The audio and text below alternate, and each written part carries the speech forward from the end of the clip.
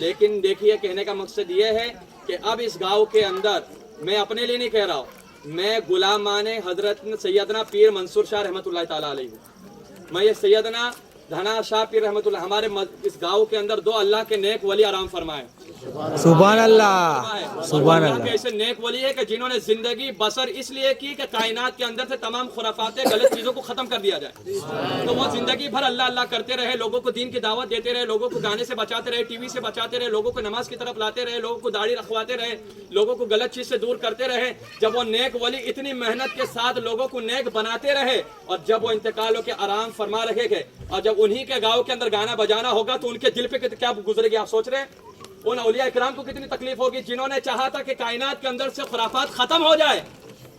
اور ان کے مزار ان کے گاؤں کے اندر یہ خرافاتیں ہوگی تو ان کو کتنی تکلیفیں ہوگی ایک دن کا۔ اور آپ سوچ رہے ہوگے کہ چلو شادی خوشی کا ماحول ایک دن بجا لے گے، لیکن میں ان سے تمام باراتیوں سب سے محبت کرتا ہوں اس لیے کہ آپ نے مصطفیٰ کا کلمہ پڑھا ہے، آپ کی مجھے فکر ہے بھائی، کیونکہ ہم ایک دن گانا آپ دیکھ رہے ہوگے مسلمانوں کی کتنی پریشانی ہے، 3 مہینہ ہوتا نہیں ہے، لڑکی کہتی ہے میں کو جانا تیرے ساتھ جمتا نہیں ہے کہ نہیں ماحول ہے؟ اب طلاق کتنی زیادہ ہو رہی ہے، یہ نہیں ہوتا تو ایک ہی ہوتا ہے ڈاکٹر صاحب دوا دے دو 3 سال ہو گئے اولاد نہیں ہو رہی، یہ مسئلہ بھی پھیل گیا ہے۔ اور کتنے لوگ کیا رہے مولانا کے پاس، مولانا تعویذ دے دو، کیوں؟ کہتے ہیں کہ اولاد تو ہو گئی لیکن فرما بردار نہیں ہے، مارتی ہے۔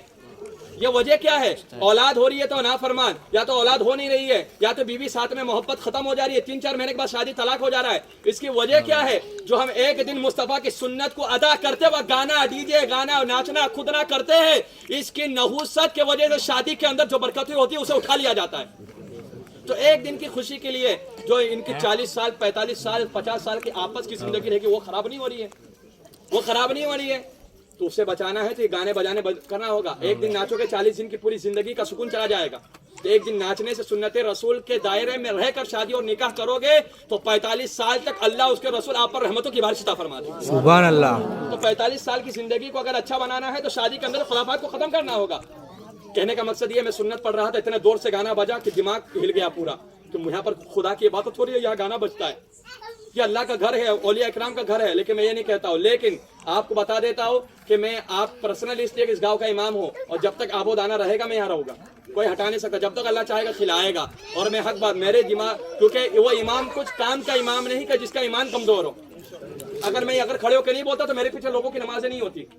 کیونکہ یار غلط ہو رہا ہے اور امام بولا نہیں تو میرے پیچھے نماز پڑھ کے کیا فائدہ؟ امام بزدل ہے، بزدل کے پیچھے نماز اور اس کی ابتدا کرنا جائز نہیں، حرام ہے، سمجھ رہے بات کو؟ تو کہنے کا مقصد یہ ہے تو میں امام ہوں تو میں اپنی